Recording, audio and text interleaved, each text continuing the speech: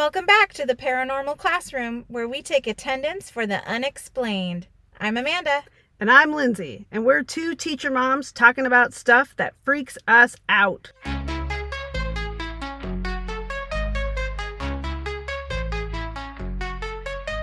All right, welcome to the Paranormal Classroom, where history and mystery meet in the back of the bus. I cracked myself up again. I'm sorry. Today we are heading to the nation's capital in the summer of 1952, when unidentified flying objects buzzed the White House. Not once, but twice. I'm so glad you're doing aliens. Listen, you've been on all of Twitter about UFOs, so I had to find a UFO story that I hadn't heard. Thank you. I'm excited. You're so welcome. Well, welcome, scholars. Okay. We always start with what's haunting us. What's haunting you, Lindsay? And then we'll timestamp it so you can skip this if you want to. If you'd like to skip today's What's Haunting You and skip right past the part where we talk about telepathy tapes and a couple kid stories, then go ahead and jump to 9 minutes and 26 seconds. I don't really have anything haunting me today. Just the usual political shenanigans. Did you hear that he's going to open Alcatraz? No. Yeah, for undocumented citizens. Oh. Yeah. I was hoping you would say for ghost hunting, because that's a popular spot, right? But he's blaming the courts for wanting to give due process. And then he's offering $1,000 to anyone who self-deports. I heard that.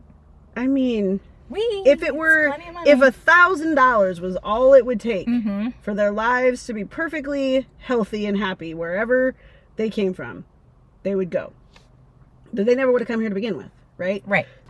What's haunting me is I'm re-listening to the telepathy tapes. I decided to start over again and really listen because I'm really frustrated by the telepathy tapes. And I love the telepathy tapes, and I believe, of course, I'm super open-minded to all kinds of like telepathy, psi abilities. I'm very open to it. What's driving me crazy about the telepathy tapes is some of her experiments and stories she shares are incredible. Like really, really, I would love to keep learning about them and having more experiments. And then she also includes really irresponsible information and research and things like that also that are just not reliable. If someone is communicating with a facilitator who's touching them, holding their hand, or holding a spelling board that they are moving, it's not trustworthy. It's not reliable. Not like it would be with someone who's spelling independently with no facilitator. But of course, to learn using the spelling board, there's a gradual release model, right? Like a child would start with hand over hand, and then maybe a hand on the forearm, and then maybe the elbow, and then maybe the shoulder. Eventually you want to release them to that independent. But the telepathy tapes, the scientist on that, and maybe I've totally misunderstood, the scientist on that is not studying the FC, the facilitated communication. She is studying double-blind telepathy, mind reading. There's one scientist at the beginning, and her name is Dr. Diane. Yeah. And she's only in the first few episodes. She's come out on other interviews saying that, she also agrees that some of what Kai is saying is not super, it's just not okay to just be like, you have to believe everything I'm saying or you're mean. Oh, see, I haven't interpreted it that way. I love how she says research. In order to be a true skeptic, you have to be open-minded. Which I think is true. She says that at the end of every episode. Yeah. We've got this truck backing up in front of us. You may be picking up on maybe something like a little cart before the horse kind of stuff of her excitement for it, getting ahead of the scientific support for it, maybe. To me, it's hurting her reputation with me. But she's not a find scientist. Her less credible. She's responsible for the information she's putting out. A journalist. Yeah. But there's a lot of science. There's a lot of things we don't know. I mean, that's what science is, right? A lot of phenomenon that happens in the world, even still, that we can't explain. Should we not talk about it because we don't have a scientific explanation? We should absolutely talk about it, and we should do solid experiments on it. But I'm saying there's a big difference between someone who's speaking with a facilitator, who's touching and holding their arm and holding the spelling board, versus someone who's communicating independently in another room and can still perform incredible feats of just like unbelievable telepathy. And both of those are represented in the podcast. And I would like her to just focus on the ones that are not facilitated.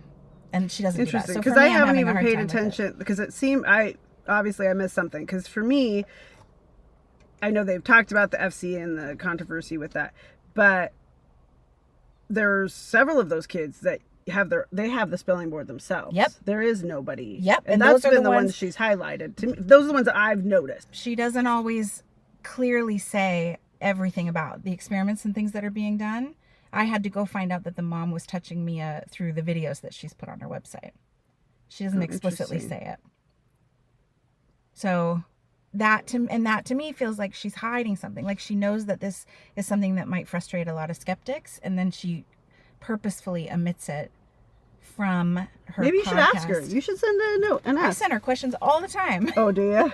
Because I'm really passionate about it, because I really do have some belief there, and I really do want this to be something that we study, with great peer-reviewed studies. Although I don't now, because I'm worried about their safety. But yeah, they could have done a better job, even with FC, of studying other things beyond just their hand motions, right? Yeah, absolutely, yes. So that's what I hope they're doing now. I hope they're maybe, doing those experiments now. Maybe. I think there's a lot of, who knows what they're doing now, if anything. But I totally understand. You want that. You've always liked like the rules and I don't want to sift through the sand to find the real gems. Sure. I want her to do it. But I hear you. I hear you on the. I think she got ahead of herself. She was independently produced for a long time. Mm-hmm. She now has advertisers and things, but she didn't for like the entire first season. Mm-hmm. So I think there's a lot of like us, we're doing this. No one's fact checking us. I think we've only cited sources twice in 9 months. We regularly say, like, you need to go fact check us. Sure, we are not, that's true. We don't deep dive. We're busy moms and teachers. Right. We just touch on topics and for entertainment purposes only. Yeah, true. That's true. I think we've been good about saying that in most of our episodes. Interesting. I need to pay more attention to that group page. Yeah. And anyway, I meant for my What's Haunting Me to be really short, but now we're like 16 minutes for in. you and me. It is like 1,000 degrees in here. We can roll the windows down now because get a little breeze. If I need to turn. You also have a sweater on. You could take your sweater off. No, I have fat arms.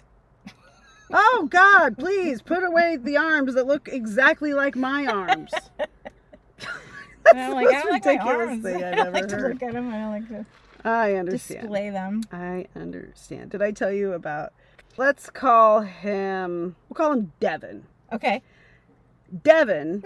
I already know who you're talking about. Is a piece of work. Yes. And he is a second grader. Is in my class, and I have to give proximity, which is fancy talk for I got to sit right next to him so that I can go do this or do that or put this away or teacher whatever. proximity. Yep. Well, I was sitting in a chair in front of him, and I was talking to the rest of the class who was all in front of me, and he's like, "You got a ghost on your arm," and I'm like, "Yes, I do. My tattoo." Oh, your tattoo. I thought I was seeing something. Yeah. What do you mean? You got a ghost on your arm. And I'm talking to the class. Then I just go, "Yes, I do." And then I feel this poke on the back of my arm flab, my little wing there, of like, and then he goes, blah, blah, blah, blah, blah, makes the sound with his mouth and flaps my little arm You're in the wing. middle of teaching. And I just did this. I turn my head slowly with the most furrowed of brows, and I say, "Get off of me." Oh my gosh. That is hilarious. I have never had a kid like flap my waddle or my arm fat in the middle That'll of be teaching. the last time, because I will throw punch. No, I will not. But they knock on me all the time, and I have a thing. Don't knock on me. I do not like being touched and tapped. Like teaching kindergarten, what they reach is your bum. You're right, like your thigh and your bum. That's where they tap you. So I do not like it. Kids are hilarious. Whatever. So should we get into the story today? Yes. Okay. Here goes nothing. Alrighty. Have you ever heard of the UFO incident of 1952 in D.C.? I couldn't tell you about it. I feel like vaguely I've heard of something in D.C. happening, but I could not describe it to you. So I'm excited to learn. Okay. Well, this wasn't just some farmer spotting lights in a cornfield. It was a bunch of people, or right? something like that. This was, it was multiple nights, multiple radar systems, and sightings confirmed by pilots, military officials, and regular citizens alike. Okay, cool. It's known as the Washington, D.C. UFO incident, or the Washington flap. And I couldn't really figure out why the flap was the thing. I'll keep it in my head. Maybe flap. we can solve that. The most publicized sightings took place on consecutive weekends, July 19th through 20th and July 26th through 27, 1952. Oh, 2 weekends, but not during the week. That's apparently they have the reverse sort of economic schedule that we do of they work weekends. The aliens are at work on the weekends. Got it. UFO historian Curtis Peebles called the incident, quote, the climax of the 1952 UFO flap. Never before or after did Project Blue Book and the Air Force undergo such a tidal wave of reports. Whoa. So this went on to become one of the most known UFO sightings ever. It sparked a media firestorm and led to the largest U.S. Air Force press conference since World War II. That's incredible. This is a great story. Hang on, I'm going to look up what a flap is because I'm... Okay, well, I mean, obviously flap relates to like a wing or something going up and down. Sure. But there are other definitions. One of them is a state of agitation or panic. There we go. That's it. So it's the UFO panic. That must be like 50s speak, like they were in a flap. Wow. Yeah, they were all such an... Well, and then there's the flappers of the 20s, but I don't know what that means. Okay. So another quick definition. We got flap down. Thank you for that. Yeah. Project Blue Book. Most people listening have probably heard that term kicked around. But I just wanted to make sure I gave a quick summary definition. So it's not something you use to price your used car. Same color, different book. Project Blue Book was the code name for the systematic study of unidentified flying objects, or UFOs, by the U.S. Air Force from, and there's specific dates, March of 1952, and this incident was in July, so they started before, March of 1952 to its termination on December 17th, 1969. So it was quite a while. Yeah. The project was headquartered at Wright-Patterson Air Force Base in Ohio and was initially directed by a man named Captain Edward J. Ruppelt and followed projects of a similar nature such as Project Sign and Project Grudge, which... Great names. Yeah. I want to be on Project Grudge. So this guy's like Mulder or Fox. It's like Fox. Which one's Fox? Which one's Mulder? Scully. Hang on. Scully. Fox Mulder's one person. Yeah, I think so. I had to take yeah, because it's Mulder and Scully. Yeah. She's Scully.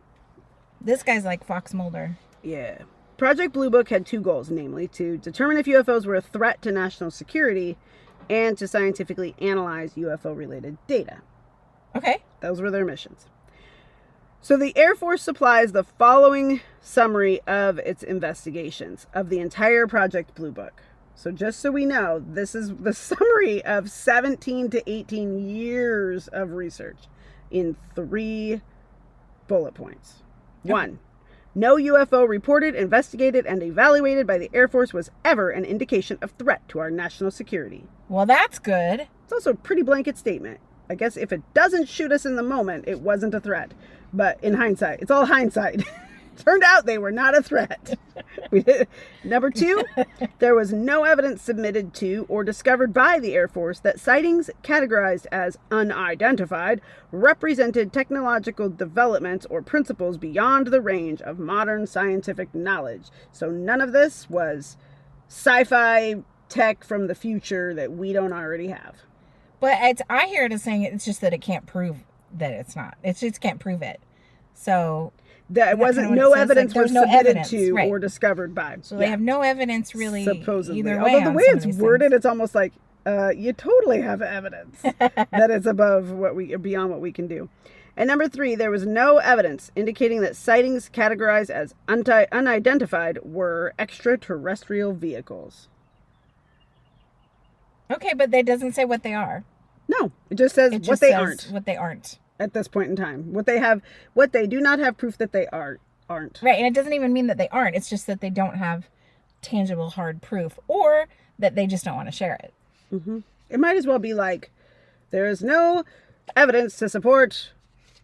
Not necessarily. Right. If this is the same malarkey we just went through with the New Jersey drone sightings, where the government was like, they had press releases and a meeting about it that they filmed for TV, and it's the same stuff where they're like, we have no evidence that there's any danger, we have no evidence that it's alien technology, we have no evidence, but they never told us what it was. They were just like, don't worry about it.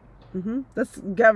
That's I think that's global government MO. Yeah. Is just sweep it under the rug, tell everybody it's fine, don't worry about it. You're not you smart enough to handle it. It's not what you think it is, but don't worry about it. Yeah. Get yourself out of that flap, ladies and gentlemen. So that excuse has been going on since at least 1952. It's the dawn of probably earlier. Time, probably. Why? I need to know why. So, but by the time the Project Blue Book ended, I thought this was interesting. It had collected 12,618 UFO reports. Wow. That's a lot. And concluded that most of them were misidentifications of natural phenomena like clouds or stars or conventional aircraft. I believe that. But what about the 3%? The 1%? Right. What are they? Yep. So 701 reports were classified as unexplained, even after stringent analysis. Mm-hmm. So that's still a lot. 701, that's a lot. To me, that's a lot. So in case you're curious, the UFO reports were archived and are available under the Freedom of Information Act, but names and other personal information of all witnesses have been redacted, of course. So all quotes used in this episode today are from individuals directly involved in or witnessing the 1952 Washington, D.C. UFO incident. These include military personnel, air traffic controllers, and government officials. Love it. And I did a quick scan, a quick search to see if any of them were problematic or involved in scandal, right? Because in that, talking about credibility earlier, none of the quoted individuals that I will mention tonight or today for this episode are known to be historically controversial or involved in discredited activity. I find pilots, air traffic control, military people very credible. I do. Like, yes. I would that mostly. Okay, so here's some backstory information. Well, I'm trying to debate whether I give you the backstory information first. I'm going to tell you the story. Let me just tell you the story. Scene number 1, July 19th, 1952. Radar trouble and strange lights. It all started. No, I won't do the whole thing like that. I was hoping you would do that 50s voice. Oh, I totally could. It all started on the night of July 19th, 1952, just before midnight. Air traffic controllers at Washington National Airport noticed something strange. 7 blips on their radar.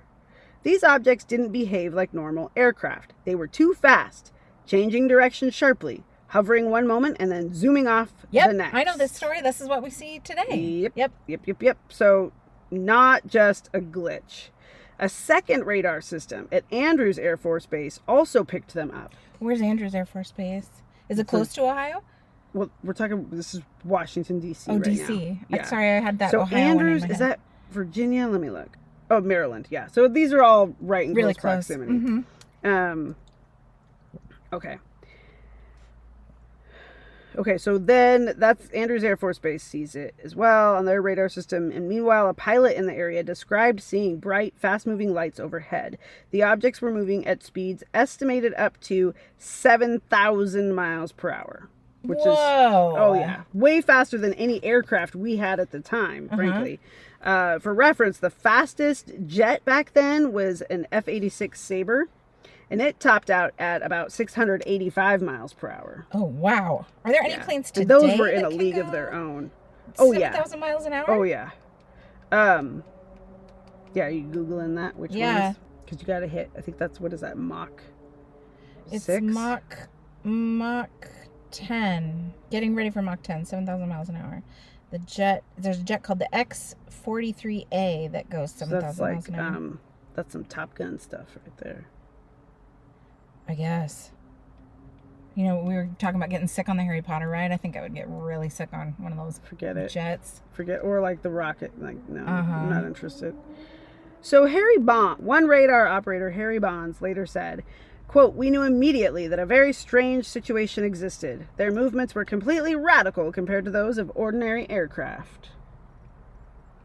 The way they talked, like completely radical. I love it.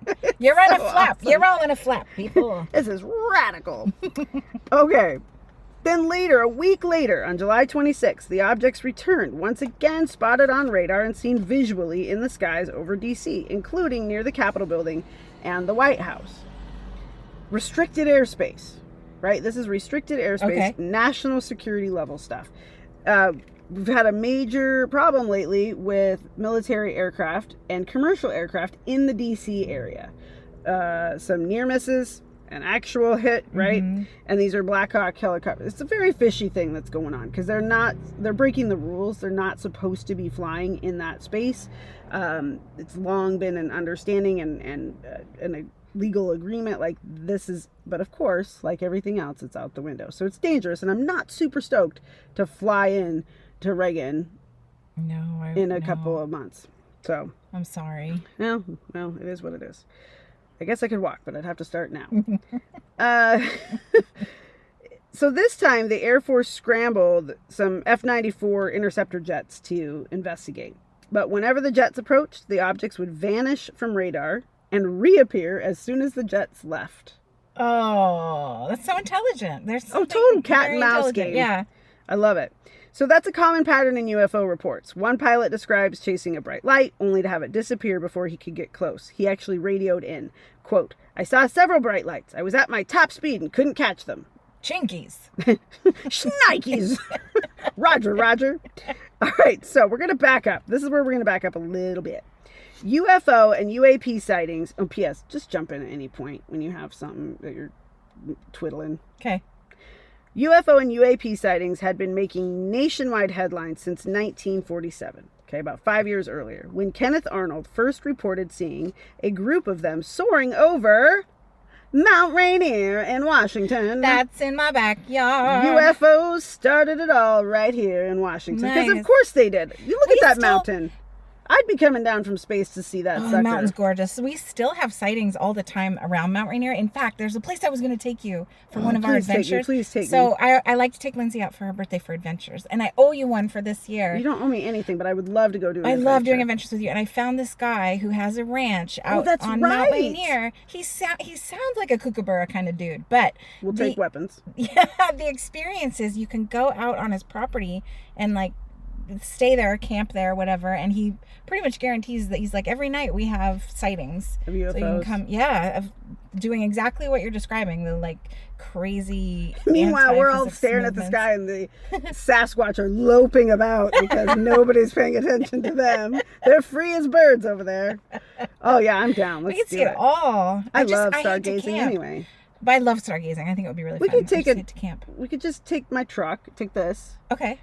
And sleep in the back. SUV, and just open the hatch, right? And we could put an air mattress in, an inflatable air mattress, and then that's where we sleep. But we could just put out some lawn chairs or something, or bring a couple of those like folding chaise lounges. You know what I'm talking about? Yes. From the old days. Yeah, I've got two in my backyard. You do? Oh yeah. Put those about out there, and then just chill with blankies, and then when we get sleepy, we crawl into the back of the truck and lock it.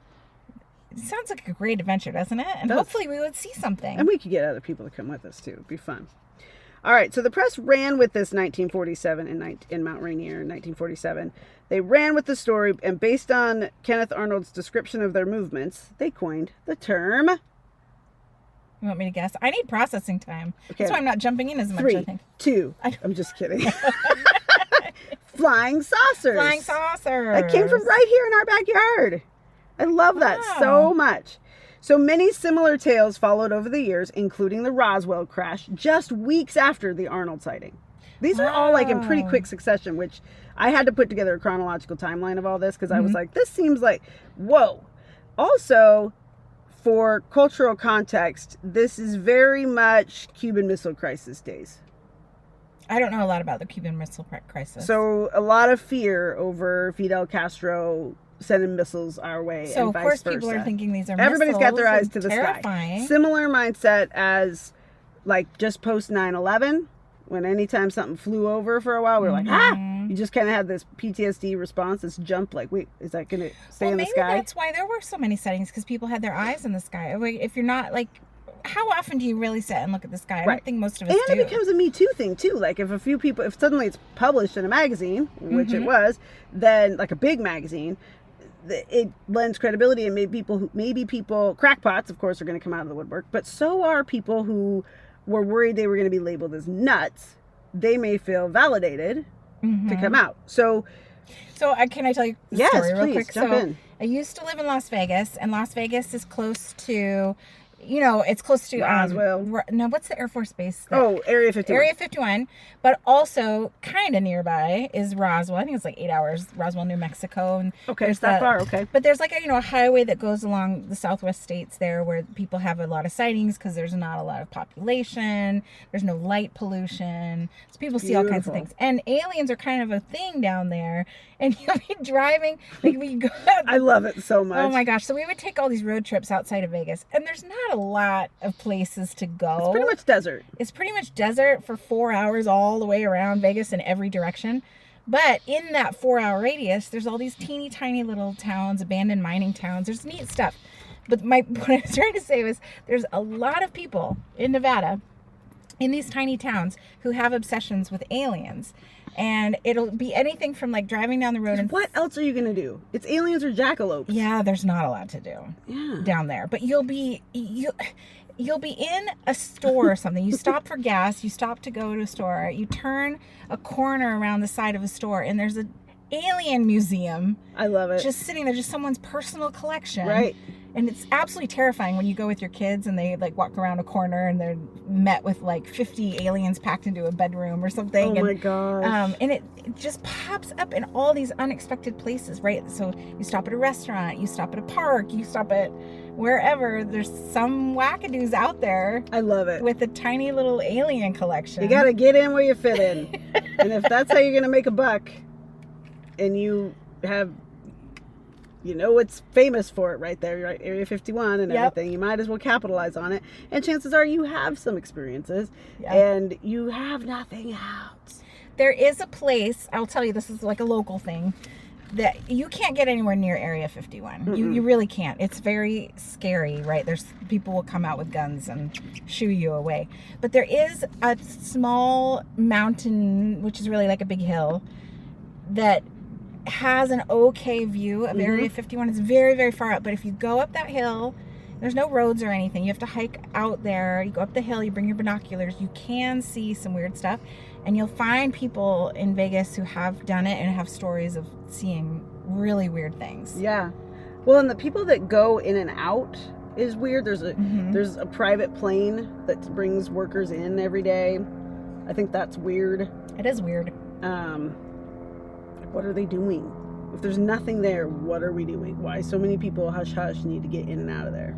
There's a lot more weird stuff about Nevada. Oh, I know. So the whole state of Nevada, basically, other than a couple towns like Reno and Las Vegas, most of the state is owned by the government. Right. A lot of nuclear testing and stuff. There's all kinds of crazy stuff, and you can't even tell what it is. You'll be driving, on one of your long, secluded drives from one town to another, and there will be like just the sea of bunkers in the dirt. And you try, and you're like, it's military. You don't know what's in there. You don't know what they're collecting. Are you driving through a forest of nuclear warheads, or is it an underground tunnel system for God the knows apocalypse? What? Like, Nevada is crazy weird. Agreed. In a neat way. Yeah. Yeah. It's very mysterious and just so blasted hot. It's a brilliant place to do stuff like that, like nuclear test. I mean, not that there's a brilliant place to do nuclear testing, but no one's gonna go out there and F around and find out. It's hot. The end. Okay, so Roswell, and then reports skyrocketed in 1952 with sightings seemingly occurring all across America, including in D.C., the other Washington, which caused panic, a flap, that an attack may be imminent. But now, a lot of this could just be people's imagination running away with them. So the original reports, to me, are more believable than the sea of reports the that are coming in. 1947 Mount Rainier one? Well, I don't know if I kind of believe the Because that was kind of what kicked it off. But you're saying that it's getting in the news and people are starting to report it all over the nation. That, I think, might be people getting a little carried away. The big thing that set everybody off, and I'm showing Amanda a picture of it, was a Life magazine article. So Life magazine, huge at the time. Yeah. Very reputable, famous publication. April 7th, 1952, you could, for 20 cents, you could get a copy of Life magazine with Marilyn Monroe on the cover. So this was in her heyday as well. God, what a time. UFOs and Marilyn Monroe. There was an article called, "Have We Visitors from Space?" What a strange way to word that. And it was an article on flying saucers by H.B. Derrick Jr., or Darrach, D-A-R-R-A-C-H, and Robert Ginna, that appeared in, like I said, Life magazine. There is a case for interplanetary saucers, and that's right above Marilyn Monroe's head on Life magazine. Wow, that must have been wild to see on the shelves. So crazy. Have we? What does it say? Have we visitors from space? How we collect information. The piece was strongly sympathetic to the hypothesis that UFOs might be the product of extraterrestrials. In other words, it's like lending credibility where there is none. Sure seems like we got a bunch of aliens out there flying around, Harry, whatever your name is. So publicity surrounding this piece is believed to have contributed to the 1952 UFO flap, a subsequent wave of reports that summer. Okay, so then, July 26th, we did that already. Let's scoot. Here's a chronological list of UFO-related events leading up to this 1952 flap, including dates and locations. And I'll go through this fast, but these are key UFO-related events leading up to the 1952 event in D.C. April 3rd, 1952. Associated Press reported on in the Life magazine story. April 7th, 4 days later. Delete. April 3rd, the Associated Press reported on the upcoming Life magazine story. So they're like pre-funking for this article coming out. Okay. Then April 7th, the article comes out. Have we visitors from space? May 12th, 1952. Here's another hometown connection. Seattle, Washington. An explosion in Seattle led to public speculation about a flying saucer. So I Googled that. Found a website, Weird Historian. So when a mysterious blast, which rumbled like a freight train, quote unquote, rocked Seattle in May of 1952, it was expected, why it was expected, I don't know, but it says it was expected that flying saucers would be an early suspect. They talk weird. They do. Is that saying that they don't know what caused the explosion? According to this, I was like, what could it be? Well, at the end, there's a meteorological theory, hypothesis. Could it be something breaking the sound barrier? Not at that time. No, but more than likely it was a meteor, like an asteroid meteor type of thing. So the blast even included an eerie blue-white light at an estimated 2,000 feet in elevation, visible from 60 miles away. It was a sort of lights on, lights off thing, says a weather observer. Wax on, wax off. Everything turned blue. He also said he had witnessed fireballs plummeting to the ground. Whoa. Yeah. So given everything going on, it certainly seemed like, to the people back then, the stuff of saucers. Yet, scientists stepped in quickly with a widely accepted explanation. A meteor had exploded and disintegrated as it entered Earth's atmosphere. The lack of flying saucer hypotheses was so unusual, though, that it too was worthy of a story. So the fact that it wasn't attributed to flying saucers became the story. Like, well, why not? What do you got against saucers? Why couldn't it be a saucer, Tommy? How can not be saucer? The fact that you're saying it, you didn't say that it could be, means that you think it was. You're hiding something. They're like very dramatic. They're getting so dramatic. But so it's dramatic. So frustrating. It's just like it's all for ratings. Telepathy tapes. I feel like there's a nugget of truth in there, of like possible but that doesn't sell. Incredible phenomena, and then all these other people. Imagine selling that story. There's a nugget of truth to this phenomena in here somewhere. Somewhere. Buy it and see if maybe it's interesting. You're not selling that paper. No, I know, but all the sensationalism draws attention away from we what Americans really could have been real. Love sensationalism. Oh, I know we do. It goes back to the Puritans. I'll blame them for everything. Okay, so after this stuff, June of 1952 in L.A., UFO report was filed by Hughes Aircraft Company, and that was problematic, of course, too. July 1st. That's when we scrambled some more jets to intercept a UFO over Boston. And we have sightings in Colorado Springs, Rapid City, South Dakota, Kutztown, Pennsylvania, Quantico, Virginia, Northern Illinois, Williams Bay, Wisconsin, Chesapeake Bay, Virginia, and then to D.C. Everyone so those were all leading up action. to. Mm-hmm. Yeah. These events reflect a significant increase in UFO sightings, allegedly, and reports leading up to the notable D.C. incidents, contributing to what became known as the 1952 UFO flap. So after the second wave of sightings, we're almost done here, the public panic set in. Headlines like "Saucers swarm over Capitol" Oh my goodness. ran in newspapers across the country. Yeah. Yep. Within days, the U.S. Air Force held a press conference, the biggest since World War II. And you could see this video. We'll link it on our socials because the video is pretty interesting. I downloaded it from our National Archives. Cool. And they don't do that at this time anyway. They still don't. They don't do that for just any old sighting, right? So this happens. It's a big deal to have a press conference, and it was the biggest military press conference since the World War II. Well, it's like we just had one on the New Jersey drones. Yeah. Yeah. So at that conference, Major General John Samford offered an official explanation. Temperature inversions. Oh, someone's always got an explanation. Yep. That's when warm air traps cooler air near the ground, sometimes causing radar reflections that appear as false targets. Wait, that appear as a saucer? Yeah. That's his explanation for seeing a saucer in the sky? 7 of them or whatever. Like it was multiple times. No, that's a stretch. That's a stretch to me. Agreed. And he says it in a lot more words than that too, which is annoying. It's like, land the plane, buddy. So it doesn't explain the visual sightings or the way these things moved at all. It just is touching on the radar readings, what might have affected radar readings.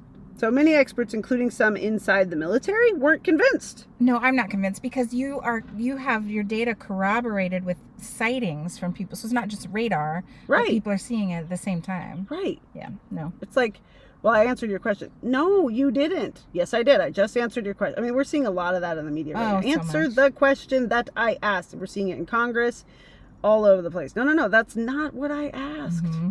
Answer the question I asked. Stop skating, man. I swear that some of these politicians, there must be like an underground training program for how to dodge and weave questions. It's the art of the deal. The art of the deal. Bankruptcy. Okay. Many experts, like I said, blah, blah, blah. Okay. The public got the weather glitch explanation behind the scenes. Project Blue Book, the Air Force's secret UFO investigation, was taking detailed notes. So every normal Joe Schmo was getting this weather phenomenon explanation. But meanwhile, Project Blue Book is like going crazy with other possibilities. Right. They probably didn't do it in Morse code. That was just a fun sound to me. So these incidents, again, were officially classified as, quote, unknown. Uh-huh. And I have a little graphic for you here to show you the peak of reports in July of that year. So of UFO reports. So here's where the Life magazine article was published. Yeah. And blah, blah, blah, blah, blah, blah, boom. It's called The Frequency of Unidentified Flying Object Reports. And then we have... And these are just reports, so this is different than a chart that would show the ones... You said there were 700 that Project Blue Book found this unidentified. Is just blanket That's reports. All like... however many there were. 13,000 or something. So what were they? This is where we get into theories, like we often do. Some believe the sightings were advanced Soviet aircraft testing U.S. air defenses. And we failed, if we're just going to say that's weather. That's a little frightening. Others think they were experimental U.S. tech, and the panic was just a cover story.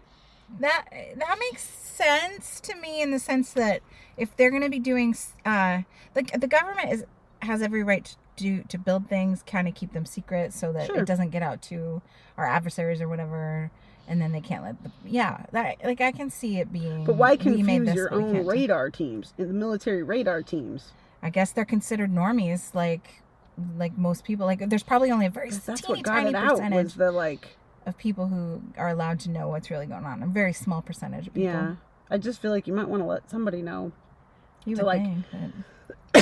Start singing happy birthday and bringing a cake or something when you're about to fly over, so that nobody's paying attention to the radar blips, because that's what triggered the news about it. Right. It's interesting. So then we are left with the classic, could it have been extraterrestrial? Something intelligent, curious, fast.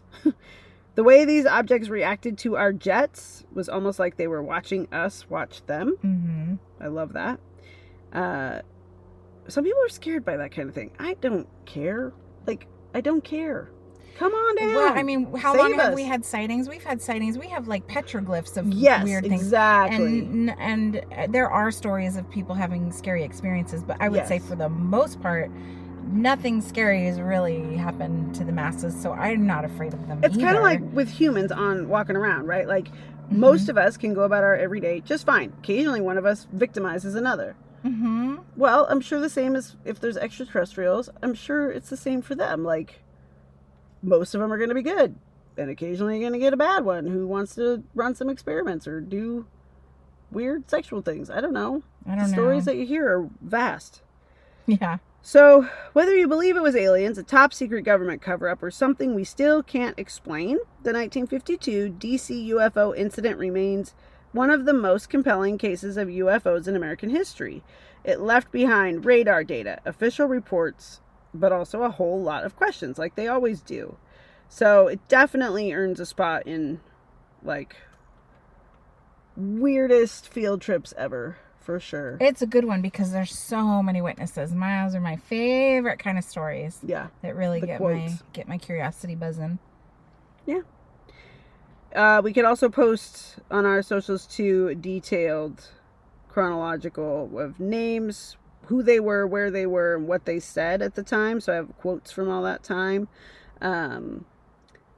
Most of them I already read, but one that's funny. Howard Conklin was an air traffic controller on July 19th, 1952 at Washington National Airport. His quote is, "Did you see that? What the hell was that?" I love that. That's a great quote to have. You know, what was the guy who had a radio show around this time, or it might have been earlier in the 20s or something. But there was a guy who's super famous. He like was talking about the invasion of aliens, and people believed it. It was just a radio story, but people believed it was real. It was a major ethical dilemma. Major. It was for entertainment. People committed suicide over it because they were so frightened.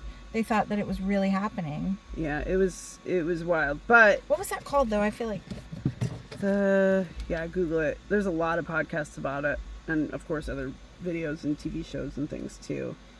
What was it? It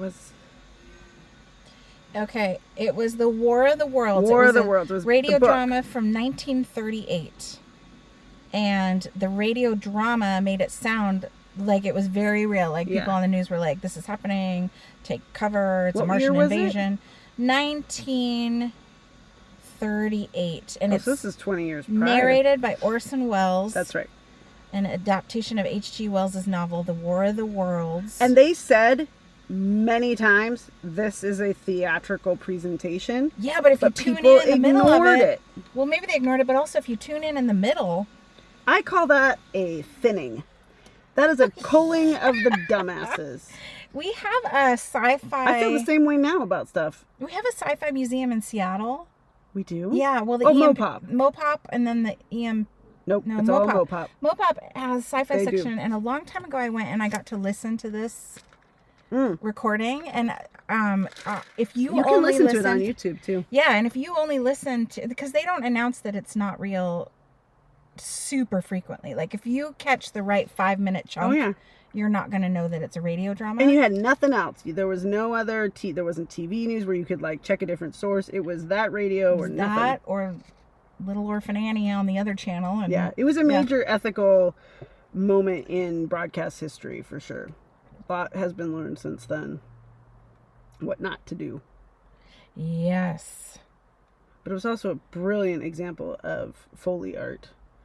They did so many cool sound effects, and it was awesome. That's cool. But it was gruesome. It was really gruesome. People died in the story. They were zapped and vaporized and taken, and it was terrifying. That was 38. I wonder when stories of UFO and invasions and stuff started really coming about in like our books and our radios, shows. Well, let's take a how far back that goes. Let's take a look. Like in the 1600s, were people writing sci-fi stories in the 1600s? I don't know. But I guess you could go back. I've been listening to this musical called Epic on YouTube, which I totally recommend. Everybody listening. Kindergartner told me about it. Go check out Epic. The musical on YouTube is written by a guy named Jorge Rivera Herranz in Puerto Rico. He's like the new Lin-Manuel Miranda. About time we got a new one. Oh, it's so incredible. But that, is the Odyssey and the Iliad. Those are old stories, and I guess you could kind of consider them science fiction because it's about gods and goddesses and crazy adventures. So the earliest fictional stories featuring aliens and UFOs appear to have emerged in the late 19th century. So the late 1800s. So Camille Flammarion's Le Monde Imaginaire, Le Monde Réel. No idea if I said that right. And Lumen, much easier to say. Wait, isn't that light? I think Lumen, so. Light, something like that. Moon Featured World. Genuinely alien life forms. And then, of course, H.G. Wells' The War of the Worlds was first published in installments in 1897 and as a full novel in 1898. So these mofos just weren't literate. Like, there weren't a lot of books. And you hadn't read that in the last 40 years, then that radio show comes on, rocks your world, and you kill yourself? I don't know. Maybe it would. If it weren't that, it was going to be something. I don't know. I don't know that you can think that the majority of people would read a popular book. I mean, I guess I sort of feel like Harry Potter. If you have haven't to heard be of Harry literate. Potter, you haven't heard of Harry Potter and what happens in Harry Potter. Where are you living? And yeah, there were a lot of books to choose from, I suppose. Well, but it was a prominent it was, I don't know. I still think, don't be rash, people. Like, don't kill or be killed because of something you hear on the media. Like, take a beat. Maybe ask around. Call a neighbor. Check with your mom. Call your dad. I really want to see a UFO. I want to see Let's something. make it happen. A UAP, unexplained aerial I've seen phenomenon. one There's a group that I know of for sure. I told you I've been really into the research, if you want to call it that. I've been really into like current stories and things. Yep, I watched the show yet. It's called The Program. Will. Yeah, it's a documentary on Prime. It's really good and really current. I've been really into it, and there's a group called Skywatchers who use telepathy to. This is what they claim. They claim they can use. They go out in the desert. They claim they're using telepathy to communicate with something out there, and then after communicating for a bit or sending their vibration or whatever they think they're doing, they will see like that crazy phenomena of things that are in the sky and move at unbelievable speeds in crazy directions that defy physics. And those Skywatchers believe that they can kind of like call them out. That's what you and I need to do when we go to Mount Rainier. We need to kind of research that, find out how the Skywatchers do it, and then try it out there in the field by Mount Rainier. Let's do it. I'm totally down. Here's one of my favorite quotes. Albert Chopp, who was quoting Lieutenant William Patterson. So this is at the Washington Radar Center. So according to Albert Chopp, Patterson said, "I see them now and they're all around me. What should I do?" Because he was a pilot. Patterson was. And then Chopp says, "And nobody answered because we didn't know what to tell him." That's really cool. Isn't that great? That's a cool story. Yeah, to be in the air when that's happening would be a whole different level of fear than being down on the ground. Yep. I think it's great. I love it. I love it. So, homework. Obviously, if you've spied a UFO or a UAP or had any sort of experience, and don't, like, if it was a legit thing where you were like, this is unidentified to me, and I feel like it might have been, just tell us. Like, that's mine with Arizona. This sucker was not moving like anything I had ever seen. I had willed it to happen. I swear I did. I went down there. The Skywatcher thing. I went down there with the intent to see it. Wow. And it was like, here I am, like first night. Let's do this. And then I didn't see it again. So look at that cloud formation ahead. It looks like a flying saucer. Some people really think that those clouds are flying saucers, or they're hiding them. What are they called? Lenticular clouds or something? That's a funny cloud. I gotta look up the name. It's almost like a negative of a cloud. Do you know what I mean? Like, it looks like a cloud made up of the absence of clouds. Lenticular. I had it. Sometimes my brain pulls out good stuff. We have such cool cloud formations in this part of the world. Yes, we do. But so that particular cloud that looks like a flying saucer is called a lenticular cloud. We get big, thick ones over Mount Rainier all the time. Yeah, we do. It's awesome. But I have pictures of when I should find it on my phone for our socials. It's pretty awesome. It's totally a lenticular cloud, but it looks like, okay, we see you. Totally see you. You are not hiding very well. But see, yeah, it looks like that. Here's a picture of a lenticular cloud that really does look like a saucer. I think the big difference is that they don't shoot up at 7,000 miles an hour. Or go. The ones that are the most fascinating to me, or the most believable as being, what the heck is that, are the ones like on SW Ranch, where it's these little things just zipping in and out of the mountain and out of the water. Or on that one with the guy in Vegas. Who researches them, who's been the UFO journalist for decades, whatever his name is. He's a cool dude, and he has seen video of them going in and out of the water. And USO. There's also USOs, unidentified submersible objects. So when you're under the water, which should be the ones that go under water. And then a lot of them, they have reports of them doing both, like being up in the sky and going in the water. I think there are bases in the oceans, because what better place to hide? I also am blown away by the intelligence of squids and octopuses, and think, what if they're extraterrestrial? Like, they're not extraterrestrial, obviously. They're subterrestrial. They're in the water. They're in the water, but man, I've seen some octopuses open peanut butter jars faster than a 10-year-old boy. That's crazy. Yeah, they're really cool. That's maybe not the only evidence you need to support them being aliens, but it's a good start. Well, that's all I got tonight. I just wanted to give you a little fix within your obsession lately for UFOs. I love it. Thank you. I think it's awesome that flying saucers originated here in Washington State at Mount Rainier. Yeah. You're welcome, America. Alrighty, folks. Well, that's it. That's a wrap. All right, class dismissed. And don't open the door.